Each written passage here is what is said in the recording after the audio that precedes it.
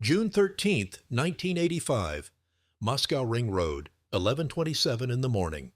Adolf Tolkachev grips the steering wheel of his Zhiguli sedan. He's returning from his dacha in the countryside, 58 years old. Thin frame, melancholic face.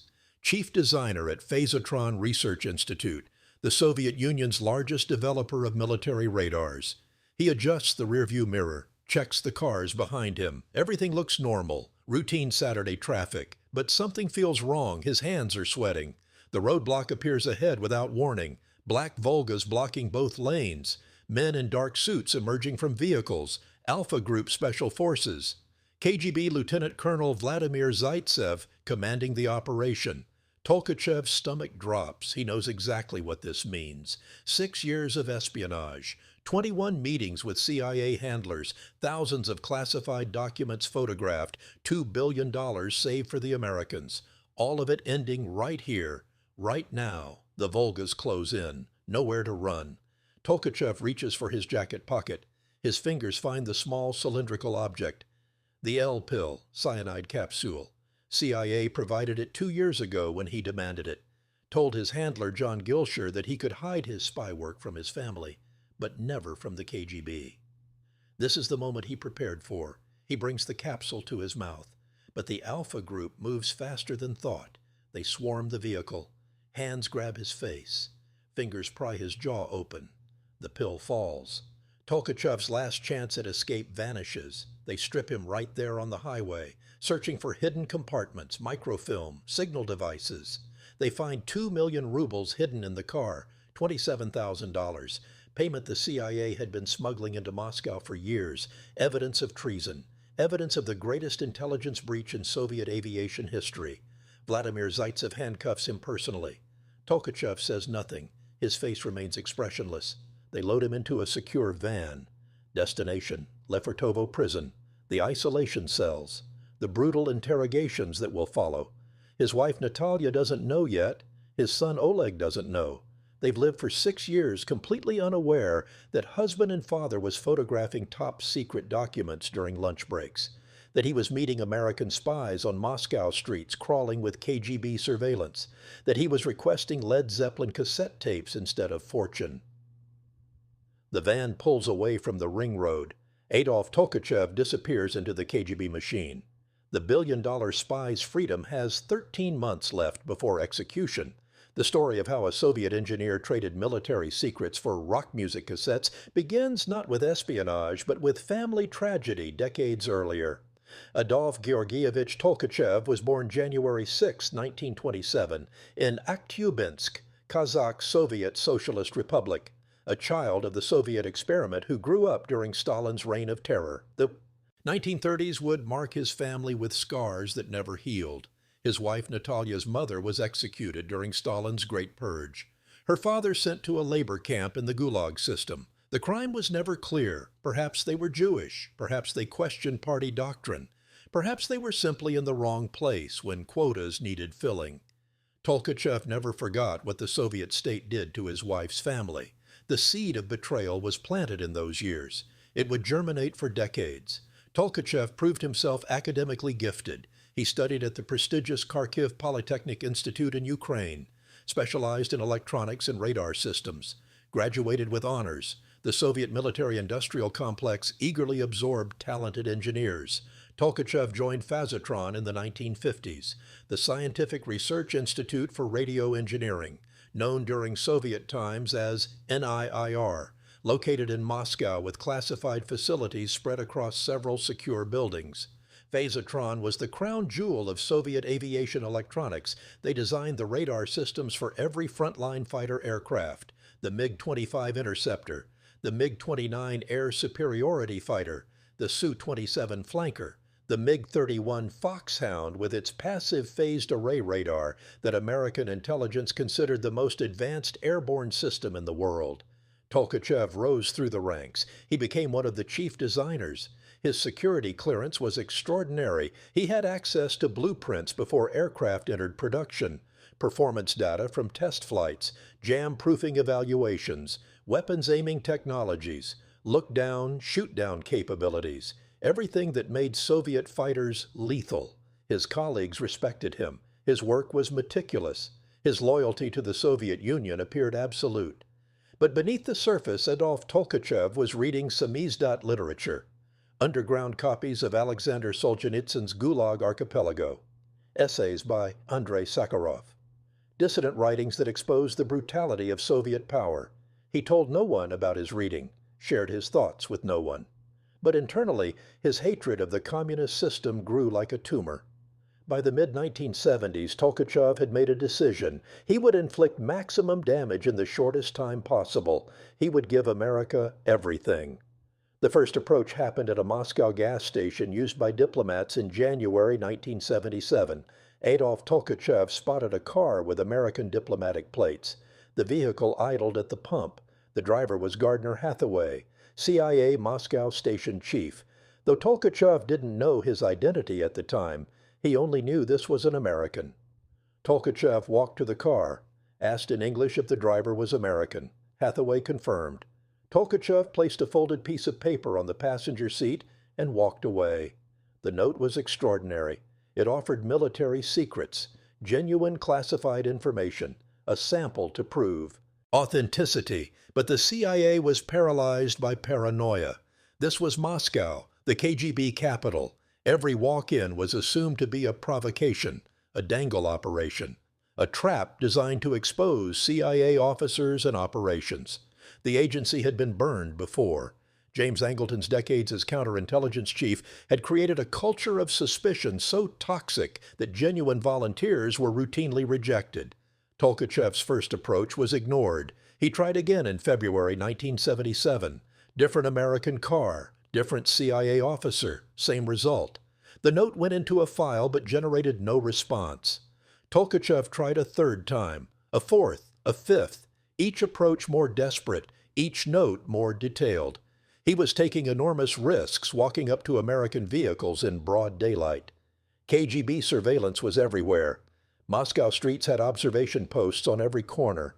But Tolkachev was driven by something more powerful than fear: revenge. Pure burning hatred for the system that murdered his mother-in-law and destroyed his wife's family. After his fifth attempt in February 1978, Tolkachev wrote an 11-page letter, the most desperate one yet. He explained his access, his motivation, his willingness to provide documentation. And he made a threat. If the Americans rejected him this time, he would give up forever. The opportunity would be lost. CIA Director Stansfield Turner finally authorized contact. The risk seemed worth taking. They assigned John Ivan Gilsher to make contact. Gilsher was perfect for the job.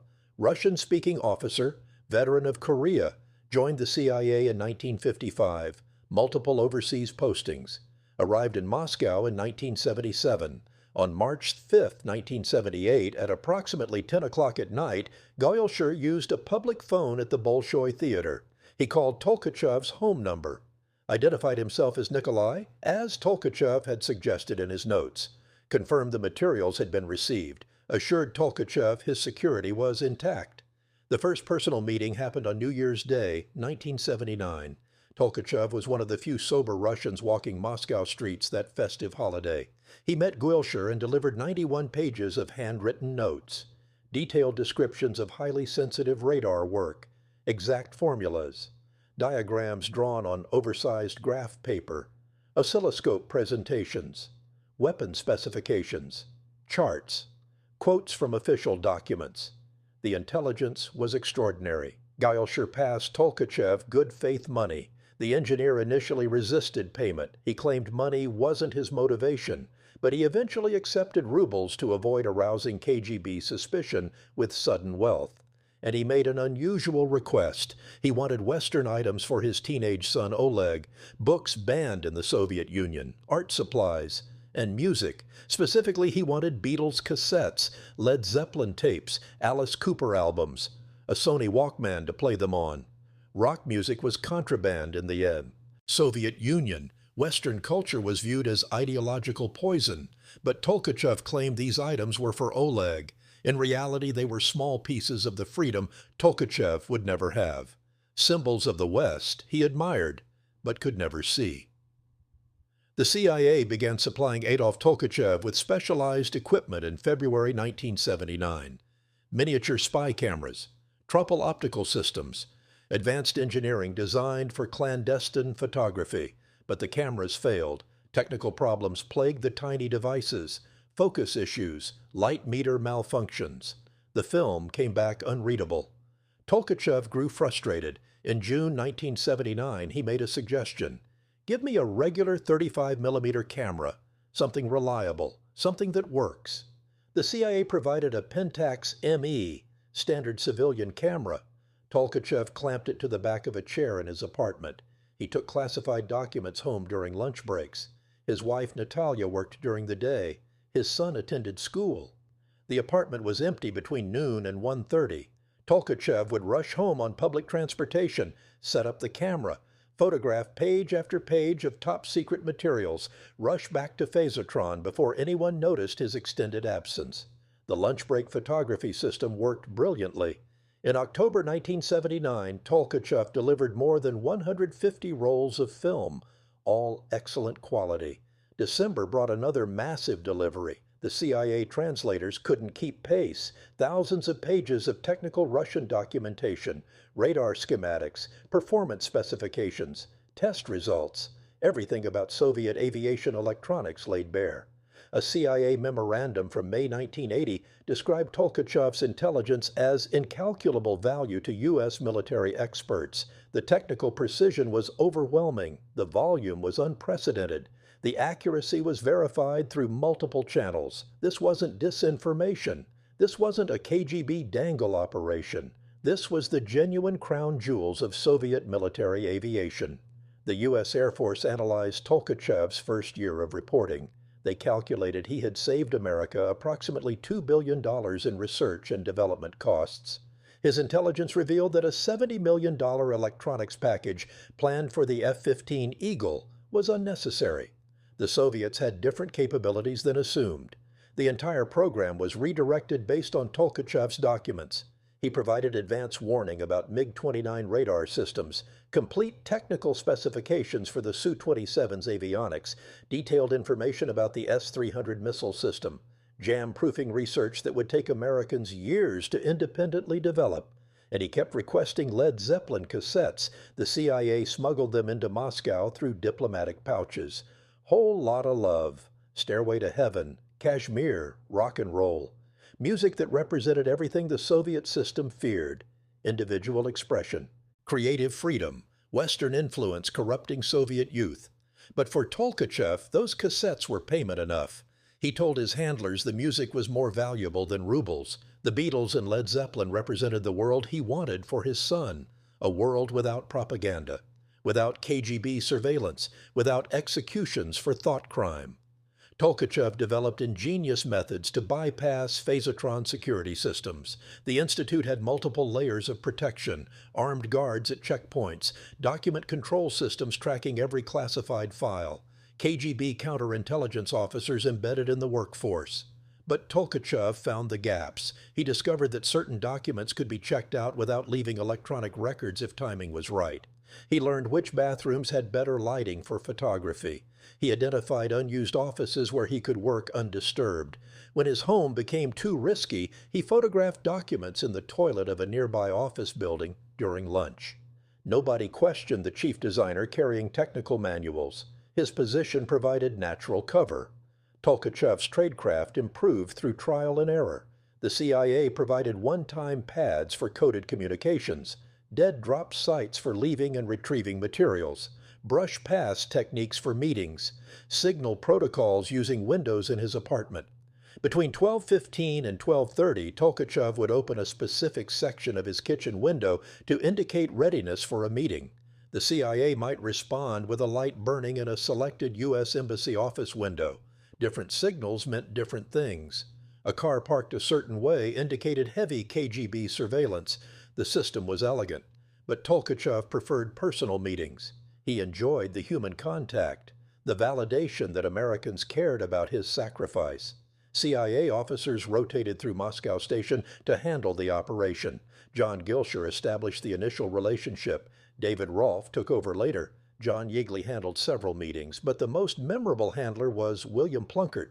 Bill Plunkett arrived at Moscow Station in summer 1982, former Navy aviator, mid-30s, 6'2", towering figure easy to spot in crowds. His mission was maintaining the Tolkachev operation during the most dangerous phase.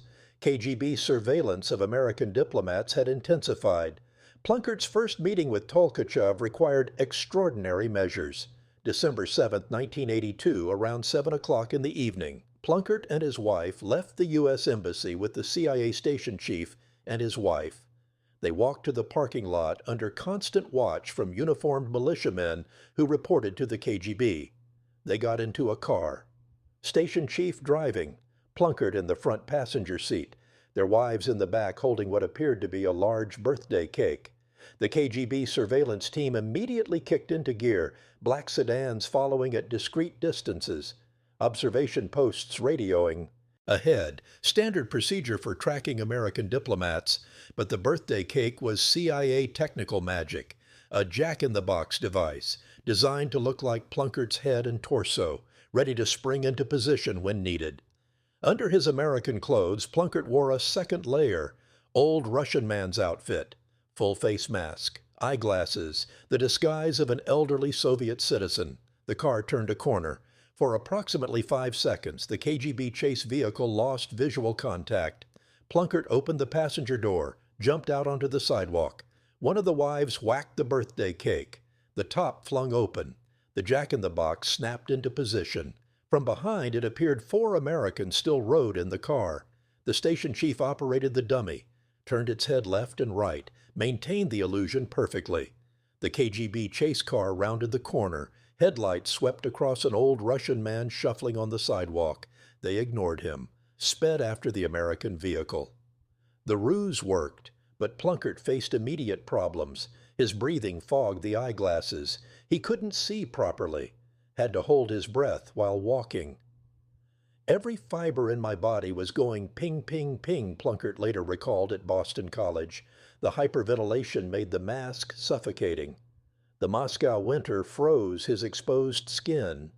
But he maintained the disguise, shuffled along streets for 2 hours, hopped on and off buses, changed disguises a second time, led any invisible KGB surveillance on an exhaustive tour of Moscow, determined to wrestle the KGB bear in his own cave, as Plunkett described it.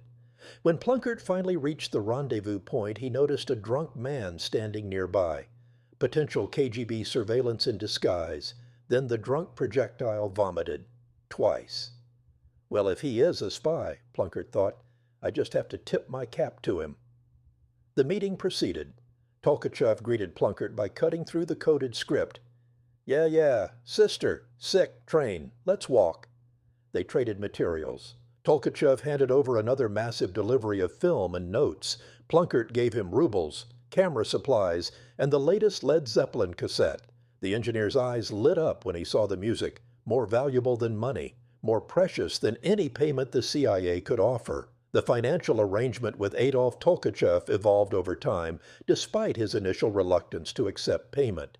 By May 1980, the CIA formalized an annual salary equivalent to what a high-ranking American official would earn. The payments were smuggled into Moscow through elaborate methods: diplomatic pouches, secret compartments in meeting packages, small bills in local currency to avoid detection. Tolkachev insisted the money was for bribing co-workers if necessary, to keep them silent if they noticed anything suspicious, to maintain his cover as a loyal Soviet citizen living modestly on his government salary. But the rubles accumulated, hidden in his apartment, stored at his dacha by the June 1985. Investigators would find 2 million rubles in his possession, evidence of years of espionage payments. Between 1979 and 1985, Tolkachev participated in 21 face-to-face meetings with CIA officers. Each meeting was a masterpiece of surveillance detection and counter-surveillance. CIA officers used every trick in the Tradecraft manual, the jack-in-the-box that worked so brilliantly for Plunkett, disguise kits that transformed Americans into elderly Russians, route planning that exploited gaps in KGB coverage, vehicle switches inside embassy compounds, use of public transportation to blend with Moscow crowds, heavy doses of garlic and vodka splashed on clothes to smell like typical Russian workers. One technique involved CIA officers entering the embassy building ostensibly for dinner at an officer's apartment. Inside, they would disguise themselves completely, leave through a different exit in a different vehicle. The KGB watching the embassy entrance never detected the switch. Tolkachev himself became expert at surveillance detection. He learned KGB patterns, understood when surveillance was heavy versus light, developed instincts about being watched. In 1980, Tolkachev requested a suicide pill, the L pill, cyanide capsule designed for quick death if captured. He told Geilscher during a meeting that the things he could hide from his family he could never hide from the KGB. The CIA reluctantly provided the pill, knowing it represented Tolkachev's insurance policy, his escape hatch if the operation collapsed. They also gave him a short-range agent communications device, SRAKI, electronic emergency communication system about the size of 2 cigarette packs, similar to a walkie-talkie, for situations when the window signal system failed, when normal communication channels were compromised. The device represented cutting-edge technology, but Tolkachev preferred the simple reliability of window signals and personal meetings. The intelligence kept flowing. Project R-23 missile system complete documentation, R-24 specifications, R-27, R-33, R-60, the S-300 surface-to-air missile complex, fighter radar systems that wouldn't be operational until the 1990s. American analysts were studying Soviet capabilities years before deployment. Tolkachev provided such volume that one meeting alone delivered almost 200 rolls of exposed film. Another meeting brought 150 rolls. Each roll contained dozens of document pages, technical drawings, test results, performance evaluations, manufacturing specifications. The translators at CIA headquarters couldn't keep pace. They were still processing Tolkachev's intelligence from 1980 when he delivered 1981 materials, still translating 1981 when 1982 arrived. The backlog kept growing, but nobody complained. This was the intelligence coup of the Cold War. The Pentagon established a special task force to exploit Tolkachev's reporting. Department of Defense experts studied every technical detail, compared Soviet claims against reality, identified weaknesses in Soviet systems, developed countermeasures for American aircraft. The impact was immediate and profound. U.S. fighter tactics changed based on Tolkachev's revelations about Soviet radar capabilities. Electronic warfare systems were redesigned, research programs were redirected, billions of dollars in wasted development avoided. And still Tolkachev kept requesting Led Zeppelin cassettes, physical graffiti, Houses of the Holy, Led Zeppelin 4. The music represented something beyond espionage, tradecraft, and military intelligence. It represented the human connection between Tolkachev and his handlers, the West's gift to a man who gave everything. The KGB conducted routine security reviews at sensitive facilities throughout the Soviet Union. Phasotron underwent a major probe in 1983. Counterintelligence officers examined document control procedures, interviewed employees about security protocols, checked for anomalies in classified material handling. Tolkachev survived the review without raising suspicion. His compartmentalization was perfect. His tradecraft left no obvious traces. His behavior appeared completely normal to colleagues and KGB watchers, but cracks were forming in ways nobody could predict.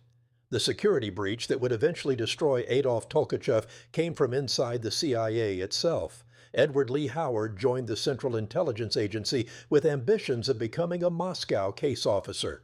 Former Peace Corps volunteer, trained for assignments in the Soviet Union, learned operational details about CIA activities in Moscow, including signal sites, dead drops, and brush pass procedures used for meetings with assets. Howard had access to information about Tolkachev, not his name initially, but operational details, methods, locations, enough to give the KGB puzzle pieces. In 1980, CIA discovered problems. Howard failed a polygraph examination, admitted drug use, committed petty theft, demonstrated unreliability under stress. The agency fired him before he could be posted to Moscow.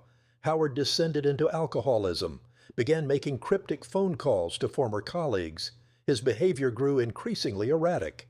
In February 1984, Howard was arrested after a drunken brawl in New Mexico, charged with assault involving a deadly weapon. The charges were eventually downgraded to aggravated assault.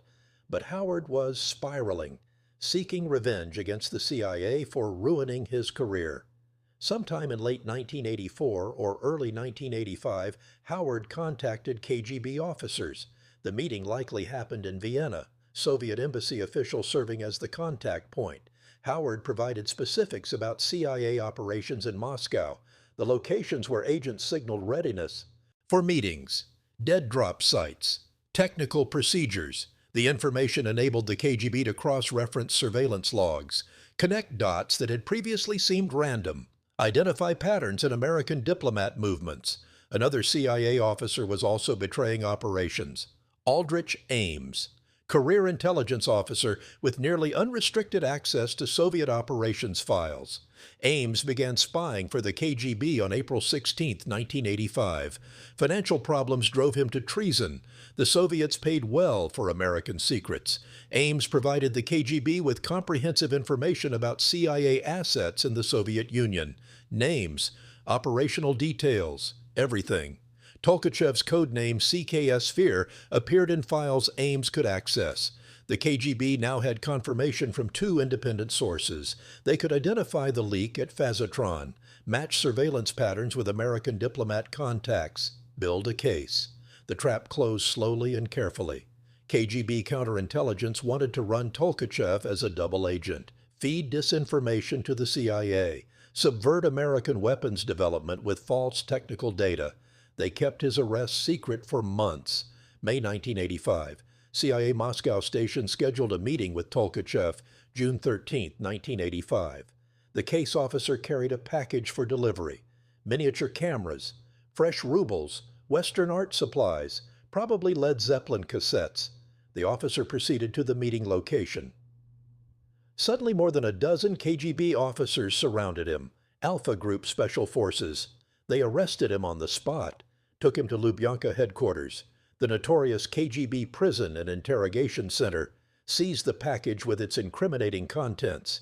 The CIA officer gave the Soviets nothing during interrogation, maintained cover, provided no information. He was eventually released and sent back to the United States. Persona non grata, but the KGB now had physical evidence of CIA contact methods. The package contents confirmed their surveillance findings, June 13, 1985.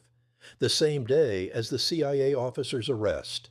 Adolf Tolkachev is driving back from his dacha, routine Saturday. His Zhiguli sedan carries nothing suspicious, just a man returning from the countryside, but the KGB has been watching, waiting for the perfect moment. The roadblock on the Moscow Ring Road is carefully planned. Lieutenant Colonel Vladimir Zaitsev commands the operation. Alpha Group Special Forces provide the muscle.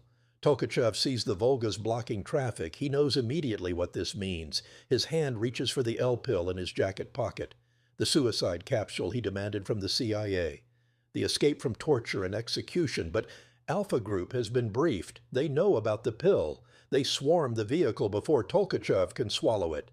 Hands grab his face, pry open his jaw. The capsule falls. Tolkachev's final option vanishes. They strip him on the highway, search every pocket, every seam, every fold of clothing. They find the 2 million rubles hidden in the vehicle, damning evidence of foreign payments. They handcuff him, load him into the secure van. The drive to Lefortovo prison takes less than an hour. Tolkachev sits in silence. His face shows no emotion. Inside, he must be calculating what comes next: the interrogations, the threats against his family, the inevitable trial, the certain execution. Lefortovo prison is designed to break the strongest minds. Isolation cells, sleep deprivation, psychological torture, threats against loved ones. KGB interrogators from the Espionage division work on Tolkachev for months. They want names of other CIA assets, details about communication methods, technical information about American intelligence capabilities. Tolkachev resists initially, but the pressure is overwhelming. He eventually confirms his espionage, admits photographing classified documents, confesses to 21 meetings with CIA officers, but he protects his family, tells interrogators his wife and son knew nothing, kept his spy work completely compartmentalized. The KGB keeps Tolkachev's arrest secret. This is standard procedure. They announce the CIA officer's capture, publicize it in Soviet newspapers. American spy caught red-handed with espionage equipment. But Tolkachev's name doesn't appear. The KGB feeds disinformation to the CIA for 10 months, uses Tolkachev's communication methods to send false signals, makes the Americans think their asset is still operational, provides technical intelligence designed to mislead U.S. weapons development. The deception operation runs until March 1986. Soviet newspapers finally report the arrest. An engineer from a classified research institute, caught trying to pass secret defensive materials to the United States, found with 2 million rubles. The details match Tolkachev perfectly. CIA headquarters in Langley confirms the worst. The billion-dollar spy is blown. CKS Sphere is compromised. The most valuable human asset in the Soviet Union is gone. The trial of Adolf Tolkachev happened behind closed doors in September 1986. Soviet espionage trials were never public spectacles. State secrets could not be aired in open court. Tolkachev faced a military tribunal, 3 judges, no jury. The prosecution presented overwhelming evidence, bank records showing the 2 million rubles, testimony from KGB officers who arrested him, CIA equipment seized from the captured case officer, photographs of Tolkachev meeting with Americans. The defense could offer nothing substantial. Tolkachev had confessed during interrogation. The physical evidence was irrefutable. His espionage had lasted 6 years, 21 meetings, thousands of classified documents compromised. The judges deliberated briefly. The verdict was never in doubt. High treason under Article 64 of the Soviet Criminal Code. The sentence was mandatory. Death by firing squad. Tolkachev received the verdict without visible emotion. He had known from the beginning that capture meant execution. The L-pill was meant to avoid this moment, but now he would face death the hard way. His wife Natalia was arrested separately, charged with supporting high treason. The KGB claimed she must have known about her husband's activities. The evidence was circumstantial at best. Tolkachev had successfully kept his spy work secret from his family for 6 years. But Soviet justice operated on suspicion and association. Natalia received a 3-year prison sentence. September 24, 1986. Adolf Tolkachev was executed by firing squad at Lubyanka, 59 years old. The Soviet state eliminated the man who had inflicted catastrophic damage on their military aviation programs. The following day, September 25th, the Politburo discussed the case. KGB chief Viktor Chebrakov briefed Soviet leadership.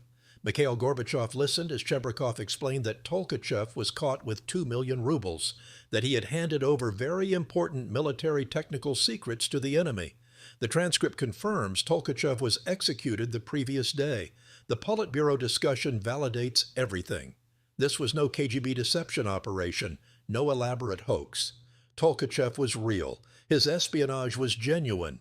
The damage to Soviet military capabilities was severe, and according to KGB tradition, they extracted the bullet from Tolkachev's body, sent it to his widow Natalia with a bill for the price of lead, a final cruelty, a last punishment for the family of a traitor. The CIA struggled to understand how Tolkachev was compromised. Multiple theories emerged in the aftermath. Soviet defector Vitaly Yurchenko provided information in 1985. He claimed Edward Lee Howard met with KGB officers in Vienna, that Howard provided operational details about CIA activities in Moscow. This pointed to Howard as the primary culprit. Howard fled the United States in September 1985, avoided FBI surveillance through an elaborate escape, defected to the Soviet Union where he lived until his death in 2002. But the full picture was more complex. Aldrich Ames continued spying undetected until February 21, 1994. FBI arrested him after an intensive investigation. The damage assessment was staggering. Ames had compromised virtually every CIA asset in the Soviet Union, including Tolkachev. His betrayal spanned nearly a decade. He received life imprisonment without possibility of parole. His wife Rosario Ames received 63 months for assisting his espionage activities. The true answer is that both Howard and Ames betrayed Tolkachev. Howard provided enough information for the KGB to narrow their search. Ames confirmed the specific identity. Together, they destroyed one of the CIA's greatest intelligence coups. The impact of Tolkachev's intelligence continued long after his execution. Department of Defense analysts kept processing his materials into the early 1990s. The Gulf War in 1991 demonstrated the value perfectly. American F-15 and F-16 fighters achieved a 39-0 kill ratio against Iraqi forces flying Soviet-designed MiG-29s and Su-27s. The overwhelming air superiority came directly from Tolkachev's intelligence. U.S. pilots knew exactly how Soviet radars worked, understood the weaknesses, exploited the gaps. Iraqi pilots flew aircraft whose secrets had been sold to America years earlier by an engineer who wanted Led Zeppelin cassettes. The estimated value of Tolkachev's intelligence remains debated. Conservative estimates say $2 billion in saved research and development costs. Higher estimates reach tens of billions when considering the strategic advantage in fighter capabilities. The U.S. Air Force completely reversed direction on multiple weapons programs based on his reporting, avoided developing systems that would have been ineffective against actual Soviet capabilities, optimized American fighters to exploit weaknesses in Soviet designs. Today, a painting of Adolf Tolkachev hangs in CIA headquarters at Langley, Virginia. Artist Kathy Krantz-Firamoska created the portrait. It's a rare honor for a foreign agent. Most spies remain anonymous even after death. But Tolkachev's contributions were so extraordinary that the CIA memorializes him publicly. His face looks out from the wall, a reminder of the price of espionage, the courage required to betray one's country for principle. The tragedy of a man who saved America billions and asked only for rock music in return. Tolkachev's son Oleg survived the aftermath. He was not punished for his father's treason. He built a successful career as an architect in Moscow. Today, he maintains an office on Pokrovka Street. His father's Led Zeppelin cassettes are presumably gone, lost to time or confiscated by the KGB. But the music represents something larger than physical tapes. It represents the human cost of the Cold War, the personal desires crushed beneath state power, the simple wish for Western culture that Soviet citizens were denied. The story of Adolf Tolkachev reveals the complex motivations driving espionage during the Cold War. He wasn't a mercenary spy motivated purely by money. He wasn't an ideological convert to Western capitalism. He was a grieving family member seeking revenge for historical atrocities committed against people he loved. Stalin's Great Purge destroyed his wife's family in the 1930s. That trauma festered for decades, transformed into cold determination to damage the Soviet system however possible. Tolkachev found his weapon in the classified documents at Phasotron. Every page he photographed was an act of vengeance. Every roll of film delivered to the CIA was justice for his executed mother-in-law. Every technical specification passed to American handlers was punishment for the labor camp that took his wife's father. The Led Zeppelin cassettes and Beatles albums were not frivolous requests. They represented the cultural freedom the Soviet Union denied its citizens. The individual expression communicated through rock music that communist authorities considered dangerous. Tolkachev wanted his son to experience that freedom, even if he never could himself. The cassettes were symbols, proof that another world existed beyond Soviet borders, a world where people could create art without state approval, where music could challenge authority, where individual voices mattered. Tolkachev's story also demonstrates the extraordinary risks CIA officers accepted during Cold War operations in Moscow. Bill Plunkett jumping from a moving vehicle in an old man disguise. John Gilsher walking Moscow streets soaked in vodka and garlic to smell like a Russian worker. Officers spending hours conducting surveillance detection routes through the city, using jack-in-the-box dummies to deceive KGB surveillance. These weren't Hollywood inventions. These were real techniques employed in genuine operations against a sophisticated counterintelligence service. The KGB was excellent at surveillance. They had unlimited resources. observation posts throughout Moscow, thousands of officers dedicated to watching foreign diplomats, technical capabilities including audio monitoring and vehicle tracking. Yet the CIA managed to meet with Tolkachev 21 times without detection. That success required meticulous planning, nerves of steel, willingness to accept career-ending consequences if operations failed. The failure to protect Tolkachev haunts the CIA to this day. The betrayals by Edward Lee Howard and Aldrich Ames represent the worst counterintelligence disasters in American history. Ames alone compromised 10 CIA assets in the Soviet Union. Most were executed. The damage extended far beyond individuals. Trust between intelligence services and potential sources eroded. Recruitment became harder.